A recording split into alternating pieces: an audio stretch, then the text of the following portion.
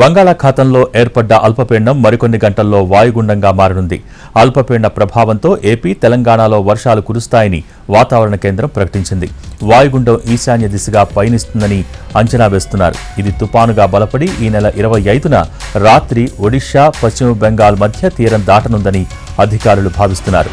దీనిపై మరిన్ని వివరాలు మా ప్రతినిధి రవిచంద్ర అందిస్తారు. ప్రీ మాన్సూన్ సీజన్లో తొలి అల్పపీడనం ఏర్పడింది. ఇది క్రమేపీ బలపడి వాయుగుండంగా మారుతుందని వాతావరణ శాఖ అంచనా వేస్తోంది. ప్రస్తుతం విశాఖ తుఫాను హెచ్చరికల కేంద్రం డైరెక్టర్ సునంద మనతో ఉన్నారు. మేడం, ఈ సిస్టమ్ ఎక్కడ జరుగుతుంది? ఇది క్రమేపీ బలపడుతుందని అంచనాలు ఉన్నాయి. ఏ దిశగా కదిలే అవకాశం కనిపిస్తుంది?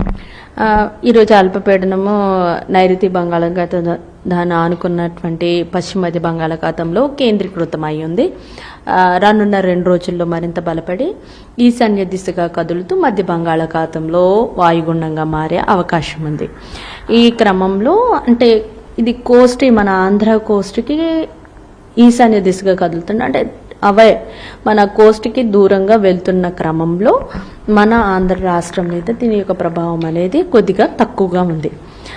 అంచేతనే రానున్న 5 రోజులు కూడాను తేలికపాటి వర్షాలు కోస్తా ఆంధ్ర అలాగే రాయలసీమ జిల్లాల్లో ఉంటాయి. వాయుగుండం అయిన తర్వాత ఏమైనా క్లౌడ్ బ్యాండ్స్ మన దగ్గరకు వస్తే అనేది ఫర్దర్గా దాని యొక్క మూమెంట్ ఏ విధంగా ఉంది, ఏ ఏ స్టేట్స్ ఎఫెక్ట్ అవుతున్నాయి అనేదంతా కూడాను అంచనాలు మనకి వాయుగుండం అయిన తర్వాత క్లియర్గా ఉంటాయి. మీరు చెప్పినట్టు మేడం, ఇది ఇప్పుడు వెస్ట్ సెంట్రల్ వే అనుకుని ఉంది కదా, ఇది కొనసాగేటప్పుడు అంటే ఇది వెస్ట్ సెంట్రల్ వే నుంచి ఆంధ్రప్రదేశ్ తీరం వెంబడి కొనసాగే అవకాశం కనిపిస్తుంది.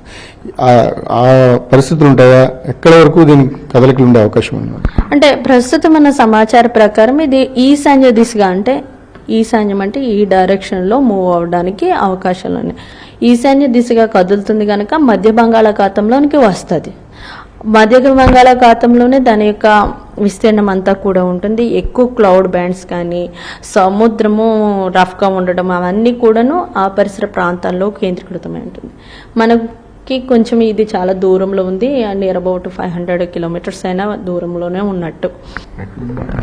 ఏపీ తీరానికి దాదాపుగా తుఫాను ముప్పు అయితే లేదని వాతావరణ శాఖ అంచనా వేయగలుగుతోంది. పెద్దగా తుఫాను ప్రభావం ఉండకపోవచ్చు అనే అంచనాలను అయితే ఐఎండీ వేస్తోంది. ఇది మరింత బలపడి వాయుగుండంగా మారిన తర్వాత దాని ట్రాక్ను ఆధారంగా చేసుకుని అది తుఫానుగా మారితే ఎక్కడే ప్రభావం ఉంటుందనే దాన్ని నిర్ధారించగలుగుతామని సునంద చెప్తా ఉన్నారు. రవిచంద్రన్ టీవీ, విశాఖపట్నం.